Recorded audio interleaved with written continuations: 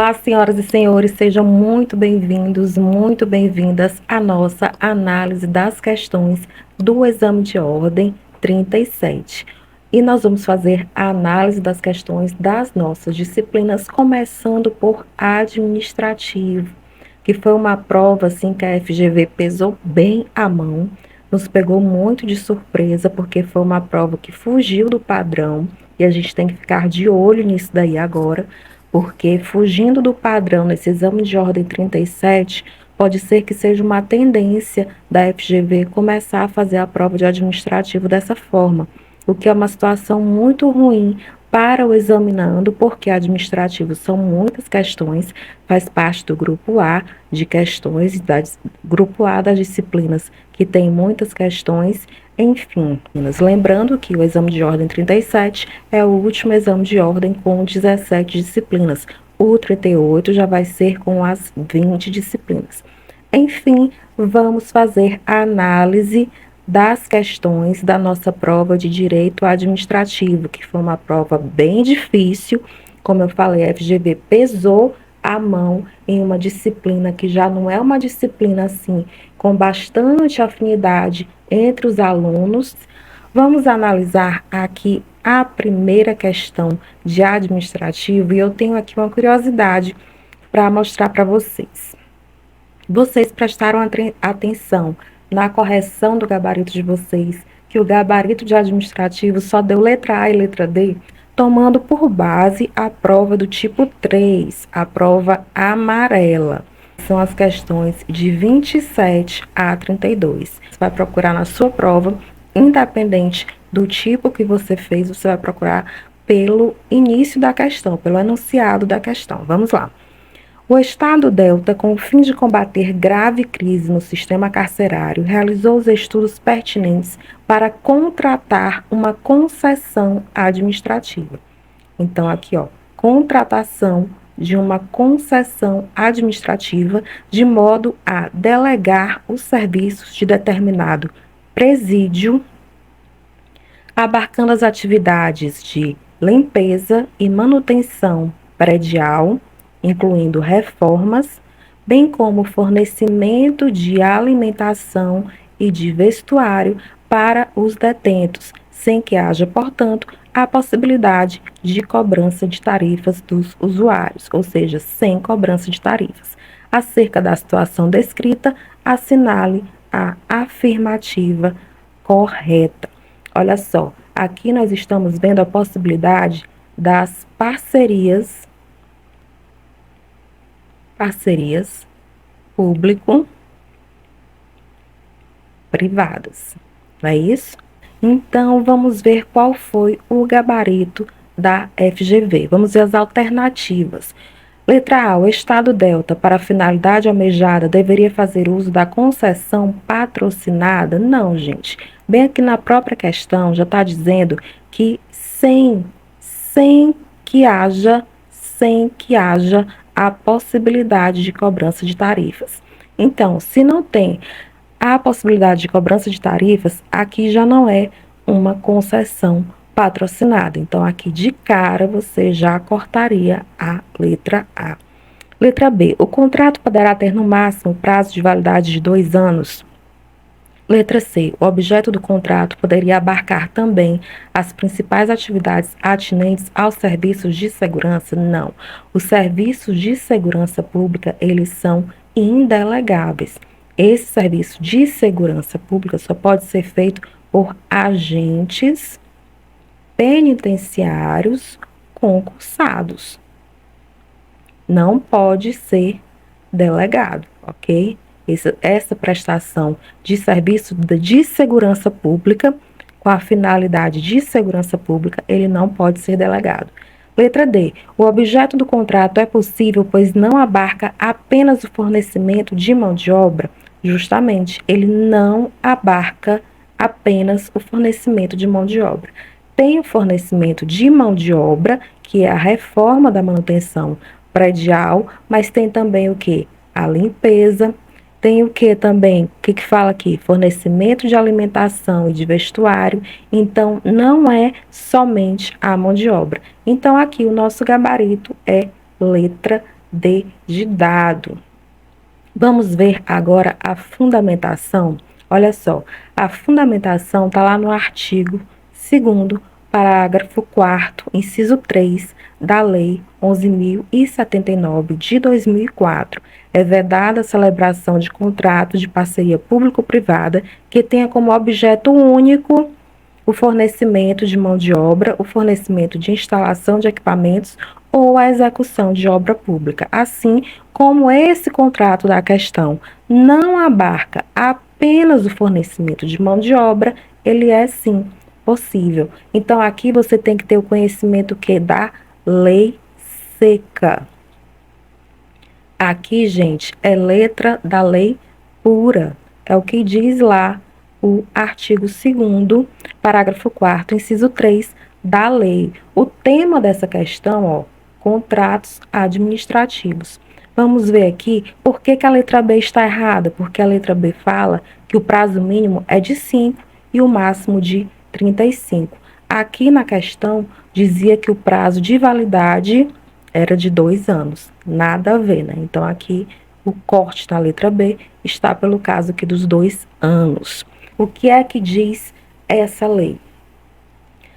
Essa lei institui normas gerais para licitação e contratação de parceria público-privada no âmbito da administração pública. O artigo 2º fala que a parceria público-privada é o contrato administrativo de concessão na modalidade patrocinada ou administrativa. Na situação da questão que a FGV nos propôs, é um tipo de contrato administrativo de concessão na modalidade administrativa, visto que a própria questão fala que sem a possibilidade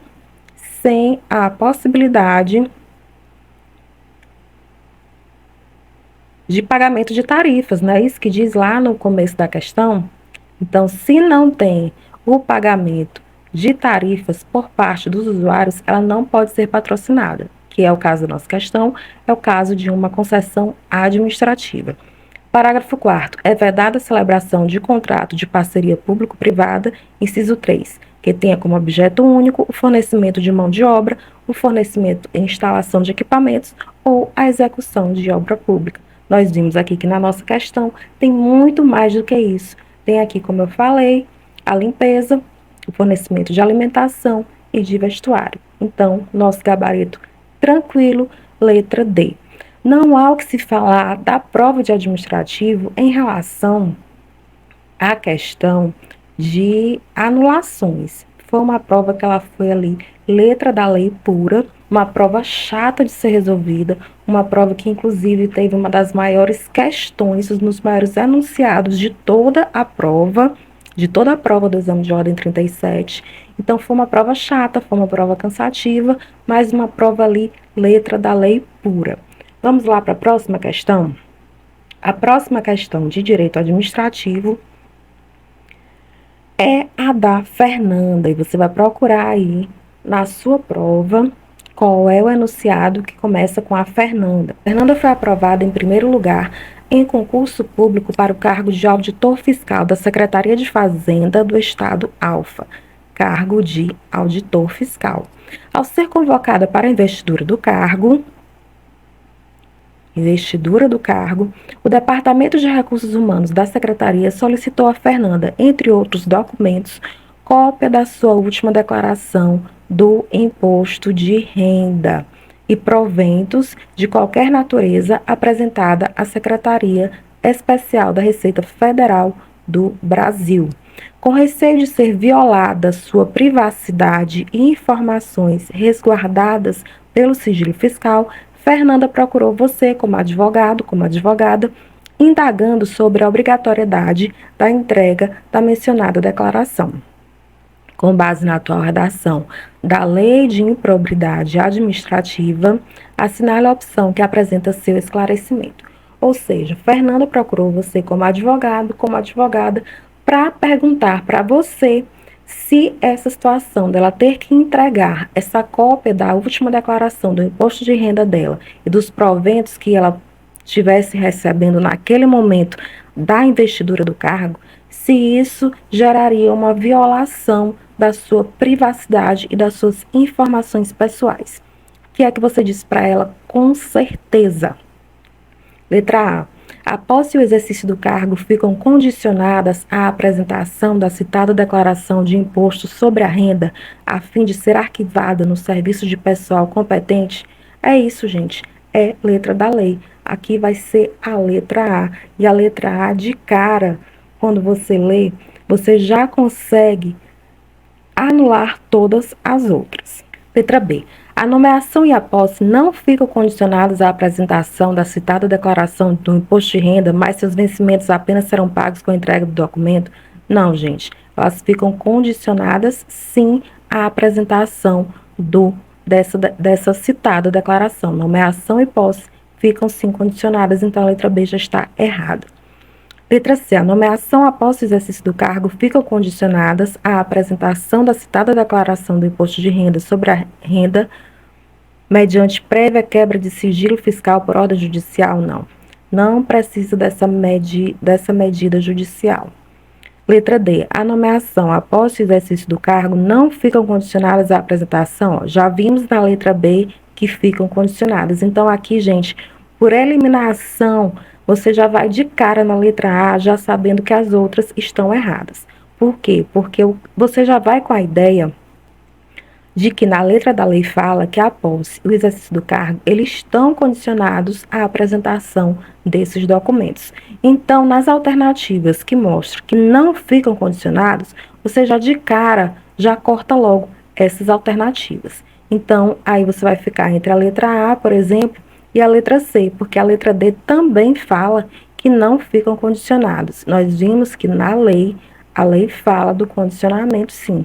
Você ficando entre a letra A e a letra C, aqui o mediante prévia da quebra do sigilo fiscal corta a alternativa C. Então, de cara, letra A. Vamos ver o que diz a letra da lei. O artigo 13 da Lei 8.429 de 92, que é a Lei de Improbidade Administrativa, fala que a posse e o exercício de agente público ficam condicionadas à apresentação de declaração de imposto de renda e proventos de qualquer natureza que tenha sido apresentada à Secretaria Especial da Receita Federal do Brasil, a fim de ser arquivada no serviço de pessoal competente. Você vê que é aquela questão que a gente chama questão cara crachá, letra da lei. Dá para você responder essa prova de direito administrativo, 90% dela só com base na lei. A próxima questão fala da lei do acesso à informação. Mais uma vez, letra da lei pura. Só que essa situação dessa questão não caiu nunca. A FGV nunca tinha cobrado dessa forma a lei de acesso à informação. Porém, a gente vê que se está no edital, se está lá apresentado no seu edital, corre o risco de cair. Então, a FGV, ela não trouxe pegadinha. Ela trouxe o que ela fala, o que está lá constando no edital e que realmente poderia cair na sua prova. Então, vamos analisar. Após inúmeras tentativas de obter transparência e sanar constantes problemas na prestação de determinado serviço público federal junto à concessionária, Felipe decidiu apresentar manifestação perante a ouvidoria da administração pública para informar e buscar solução para recorrentes vícios que comprometem a realização adequada da atividade, o que considera violar os princípios da regularidade, continuidade e efetividade. Sobre a hipótese narrada, considerando os direitos dos usuários de serviços públicos, assinale a afirmativa correta. Então, aqui nós estamos falando da lei de acesso à informação.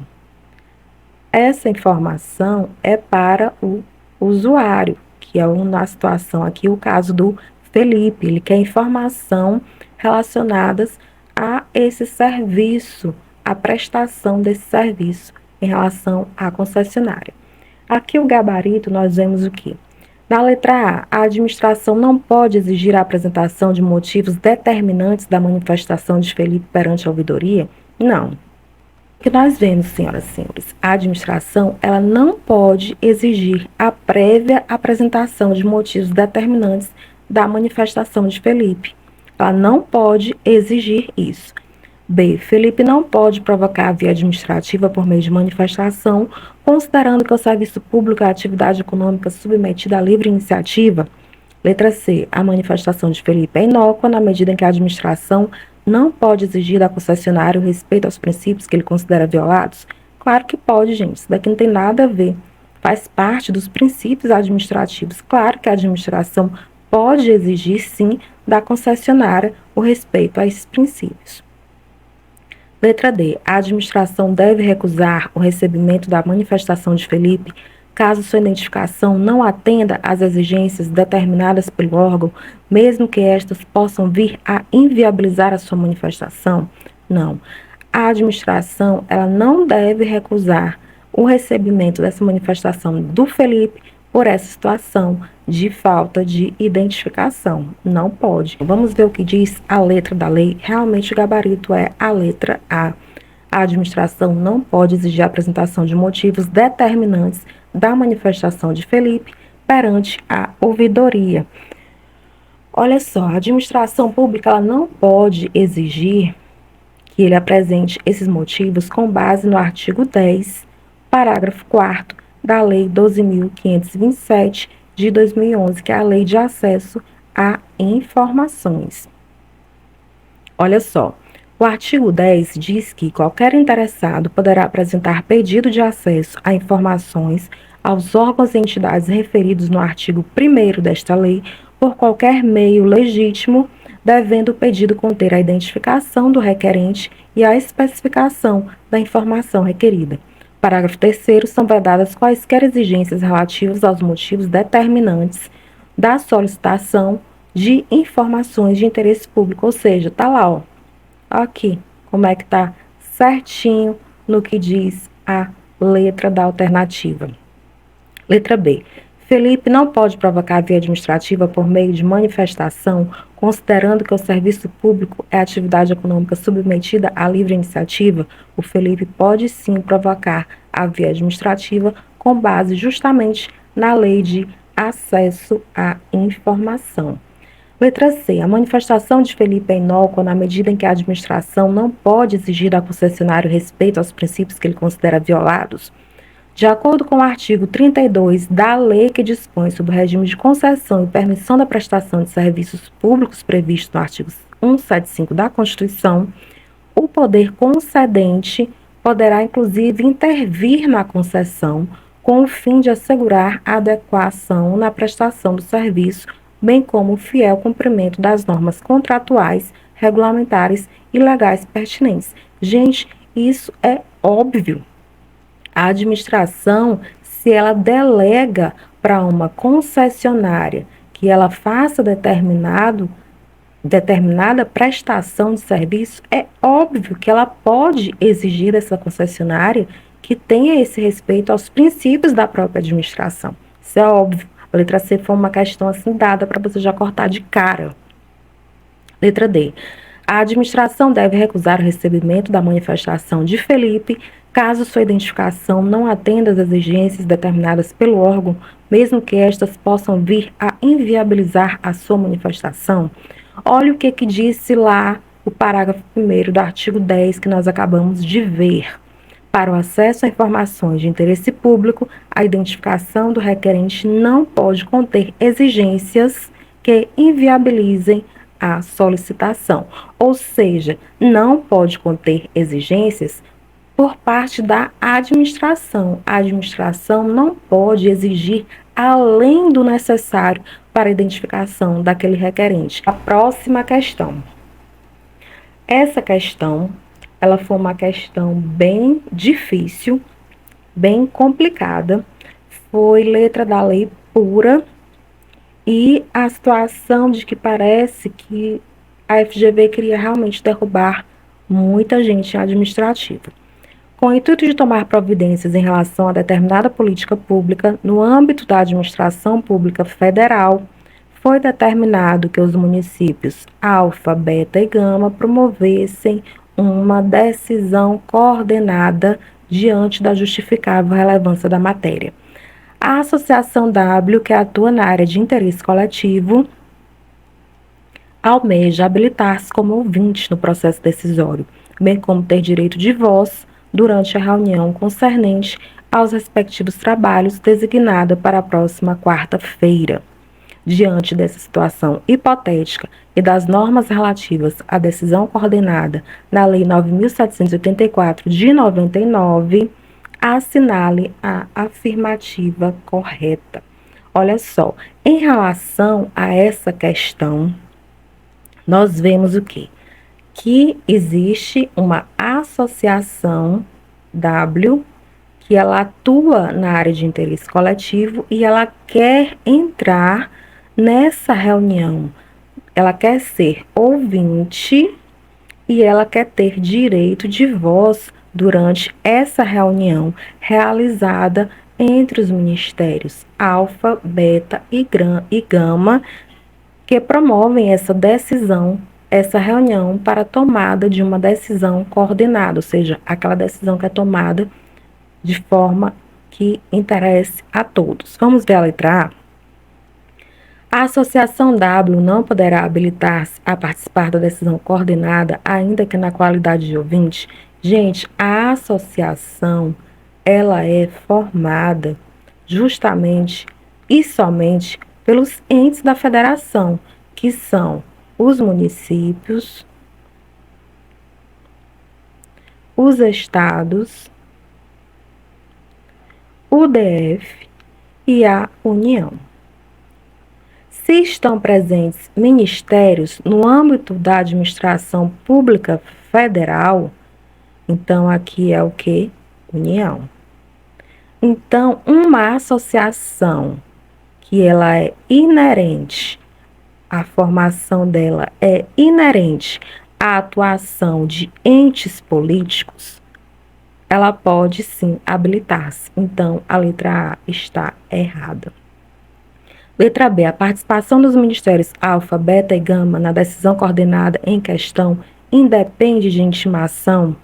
Letra C. O eventual dissenso do Ministério Alfa quanto à solução do objeto da decisão coordenada não precisa ser manifestado durante a reunião. Dissenso, gente, aqui é o que? É o fato dele não concordar. Ele não concordou.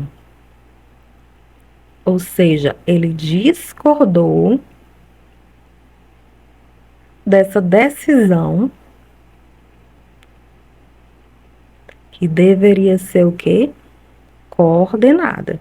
Se ela é coordenada e um começa a ter dissenso, isso aqui está errado. Precisa sim dessa manifestação. Ele precisa dizer o porquê, ele precisa dizer o motivo dele não ter concordado com essa decisão que os outros ministérios tomaram. Então, letra C também já errada de cara. Vamos ver a letra D. A decisão prolatada por autoridade competente que defira a participação da Associação W na reunião com direito à voz é irrecorrível? Sim, gente, é o que diz a letra da lei. Vamos ver aqui a letra A. A letra A está errada com base no artigo 49b da Lei 9.784 de 99, que é a lei que regula o processo administrativo no âmbito da administração pública federal. Ela diz que poderão habilitar-se a participar da decisão coordenada, olha só como a letra da lei fala seca, decisão coordenada, na qualidade de ouvintes, os interessados de que trata o artigo 9º desta lei. Aí você diz, professora, e que interessados são esses que estão no artigo 9º? Fiz questão aqui de colocar para vocês. São legitimados como interessados no processo administrativo, inciso 1, pessoas físicas ou jurídicas que o iniciem como titulares de direitos ou interesses individuais ou no exercício do direito de representação, aqueles que, sem terem iniciado o processo, têm direitos ou interesses que possam ser afetados pela decisão a ser adotada, as organizações e associações representativas no tocante a direitos e interesses coletivos, as pessoas ou as organizações legalmente constituídas quanto a direitos ou interesses difusos. E aqui, nessa situação da associação W, a própria questão fala que ela é uma associação com interesse coletivo, ok? Letra B. A participação dos ministérios alfa, beta e gama na decisão coordenada em questão independe de intimação. O artigo 49 da lei que nós vimos aqui, que é a lei do processo administrativo no âmbito da administração pública federal, diz que, artigo 49D, diz que os participantes da decisão coordenada deverão ser intimados na forma do artigo 26 desta lei. E lá na lei está lá todas as formas que os participantes da decisão coordenada, olha só como é a letra da lei pura, os participantes deverão sim ser intimados. Letra C. De acordo com o artigo 49F, senhoras e senhores, eventual dissenso na solução do objeto da decisão coordenada deverá ser manifestado durante as reuniões de forma fundamentada, acompanhado das propostas de solução e de alteração necessárias para a resolução da questão, ou seja, não basta que ele não acompanhe os demais.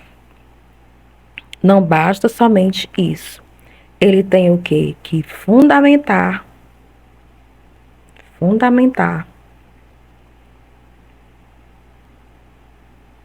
essa decisão e ele tem o quê? Que propor solução e alteração para que aquela situação de dissenso dele seja acatada. Então, essa situação da letra C, dizendo que não precisa ser manifestado, corta. Letra D. A decisão prolatada por autoridade competente que defira a participação da associação W na reunião com direito a voz é irrecorrível. Vamos ver o que diz o artigo 49B da lei.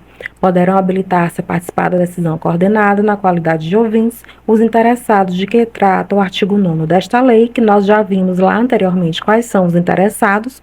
O parágrafo único diz que a participação na reunião, que poderá incluir direito de voz, será deferida por decisão irrecorrível da autoridade responsável pela convocação da decisão coordenada, ou seja, decidiu, essa decisão, ela é irrecorrível. Tá aí, nosso gabarito, letra D, letra da lei pura, artigo 49B da Lei do Processo Administrativo no âmbito da administração pública federal.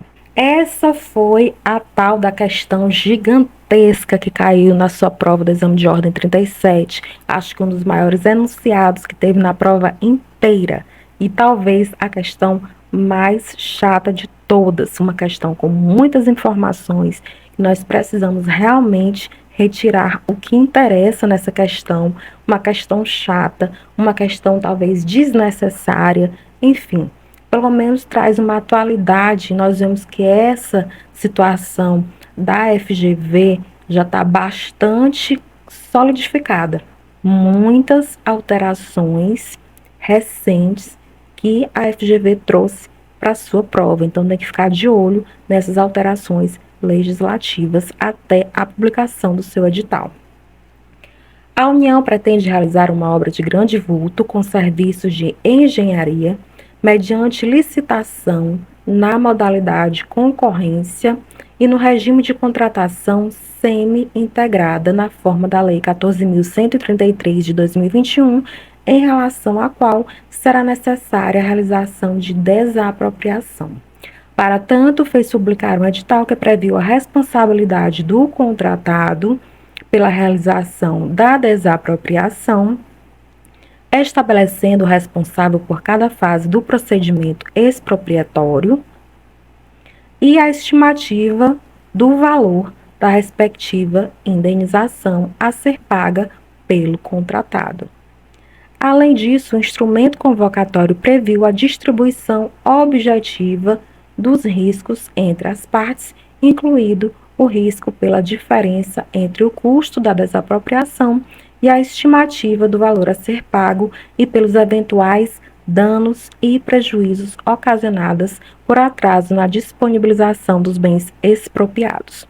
A sociedade XPTO está muito interessada em participar da licitação, mas tem fundadas dúvidas acerca da validade das cláusulas editalícias relacionadas à desapropriação. Validade das cláusulas relacionadas à desapropriação.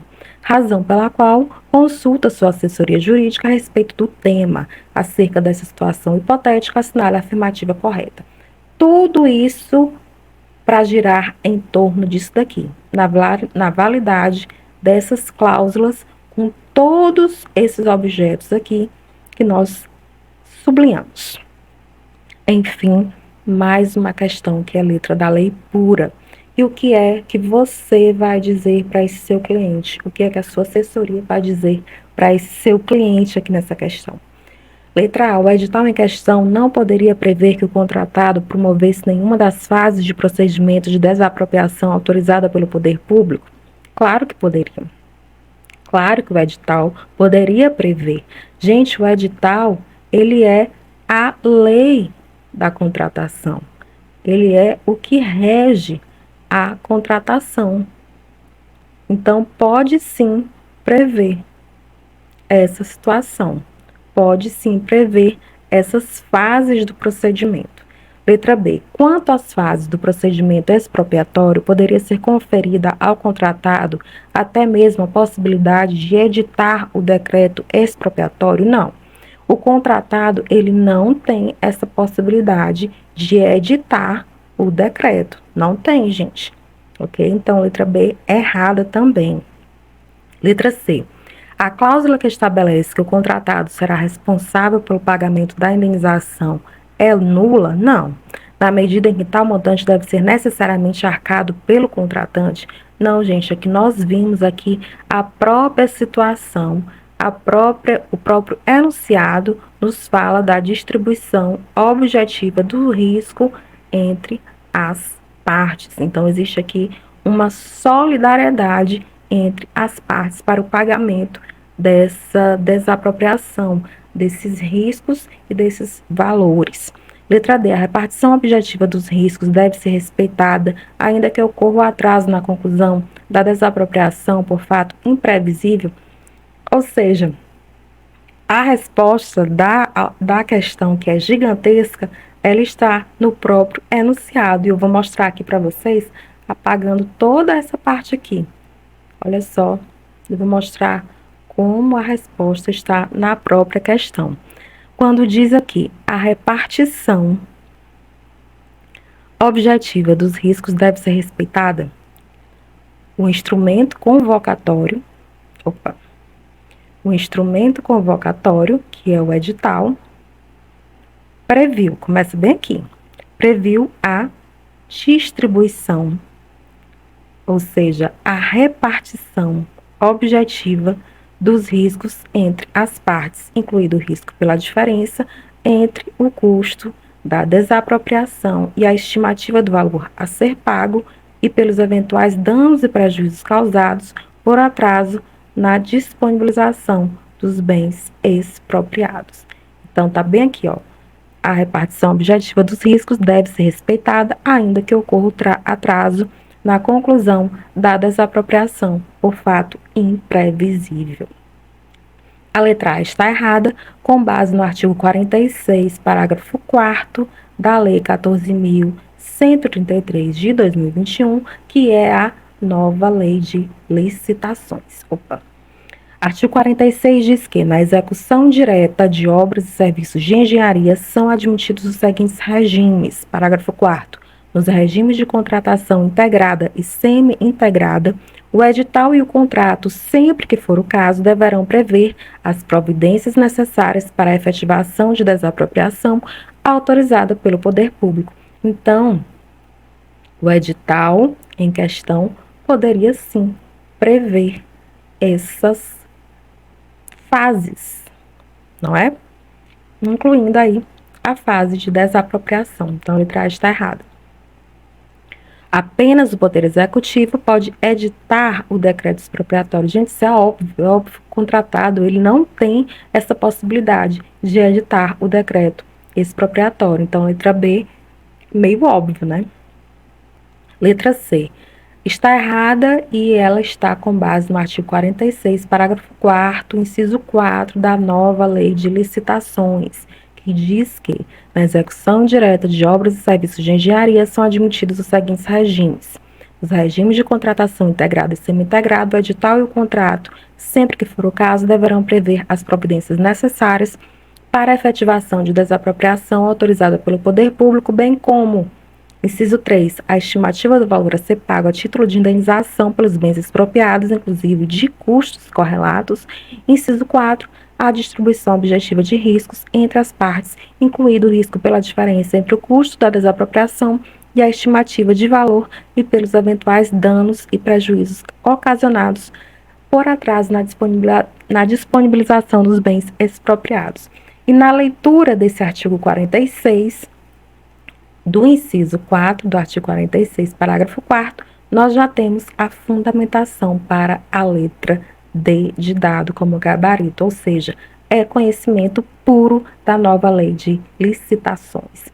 Vamos para a nossa última questão. Essa última questão de direito administrativo foi realmente a única questão assim com bastante relevância, com bastante interesse, aquela que acordou o aluno. Opa, estou fazendo aqui a prova do exame de ordem, porque foi maçante. Essa prova de direito administrativo, ela foi bem chata, bem maçante, bem enjoadinha. Então, essa última questão foi a questão que eles deram para a gente, eles nos deram essa questão.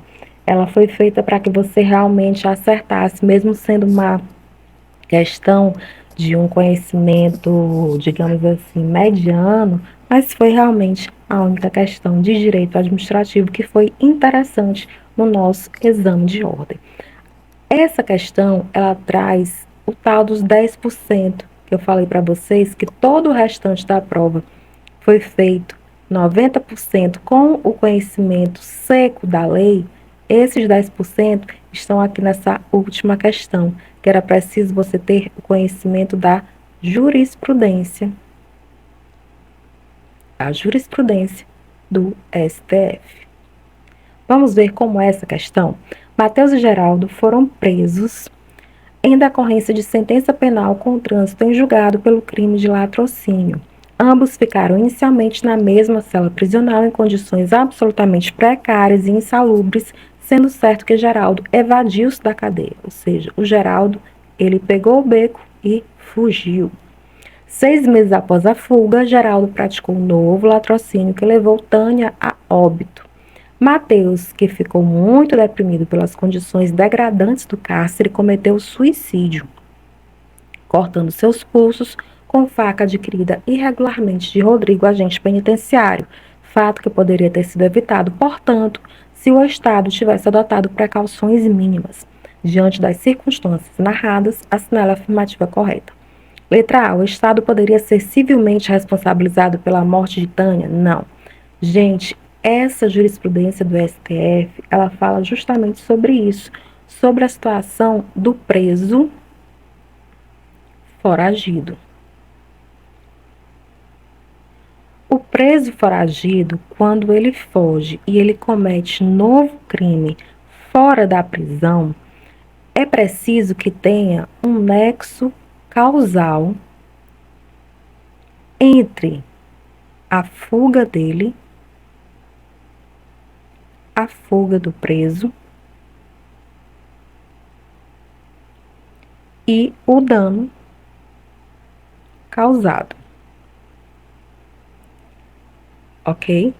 6 meses depois, não existia mais esse nexo causal. Vejam que a situação aqui no enunciado fala que 6 meses após a fuga, ele praticou o novo latrocínio.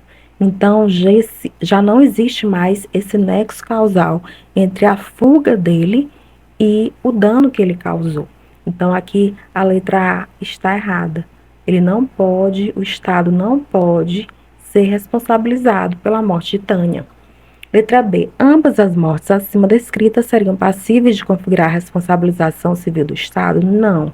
Já vimos, né, que a situação da morte da Tânia não pode ser de responsabilidade do Estado, não pode ser de responsabilização civil do Estado. Letra C. Nenhum dos óbitos narrados pode caracterizar a responsabilização civil do Estado, na medida em que, nas hipóteses de omissão do Estado, deve ficar caracterizado o elemento culpa imprescindível no âmbito da teoria do risco administrativo? Gente, não. Nenhum dos óbitos, não. O óbito do Mateus, que ficou deprimido e cometeu suicídio, ele é sim passível de responsabilização. Responsabilização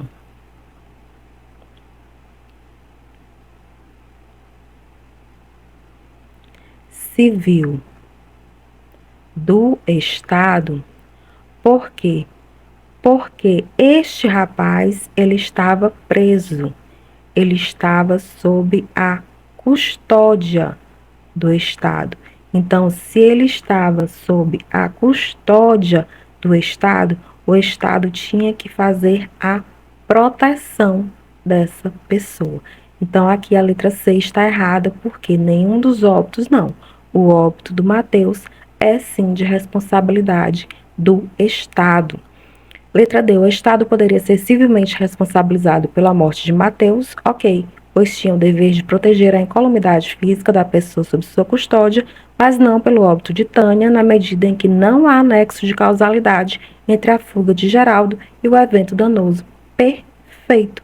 Questão ótima, questão linda, questão perfeita, mas que precisava que você tivesse o conhecimento desses 10% aqui da jurisprudência do STF. Olha só o que diz o artigo 37, parágrafo 6º da Constituição. As pessoas jurídicas de direito público e as de direito privado prestadoras de serviço público responderão pelos danos que seus agentes, nessa qualidade, causarem a terceiros, assegurando o direito de regresso contra o responsável nos casos de dolo ou culpa. Olha só, de acordo com a teoria do risco administrativo, que é a teoria adotada pelo Brasil, é necessário que existam os seguintes elementos: o fato, o dano e o nexo. No caso de Geraldo, ele já tinha saído há 6 meses, que foi o que eu expliquei. Então, por esse lapso temporal, houve uma ruptura do nexo causal. Então, não há que se falar em responsabilidade civil do Estado nesse caso da morte da Tânia, porque houve essa ruptura do nexo causal. No caso do Mateus, que foi o rapaz que se suicidou, que estava preso e se matou dentro da cela, todos os elementos estão presentes, então o Estado pode sim ser civilmente responsabilizado, já que esse rapaz estava sob custódia do Estado, então o Estado tem o dever de proteger a incolumidade física dessa pessoa, conforme a jurisprudência dos tribunais superiores. Ok? Então, por aqui terminamos a nossa prova de direito administrativo, que derrubou muita gente, mas que essa última questão foi a questão assim chave que não levou muitas pessoas a zerarem. Enfim, 90% conhecimento das leis, as principais leis que caem no direito administrativo realmente, mas foi uma prova bem chata, uma prova bem difícil, uma prova que fugiu da curva do padrão FGV em direito administrativo. Enfim, vamos analisar mais essa questão e ver como vai ser a situação do exame de ordem 38. Esperamos que uma prova que a FGV não pese tanto a mão assim, administrativo, que foi uma prova realmente bem difícil, bem chata, bem maçante, bem frustrante para alguns alunos. Enfim, vamos para frente analisar as outras disciplinas. Até a próxima.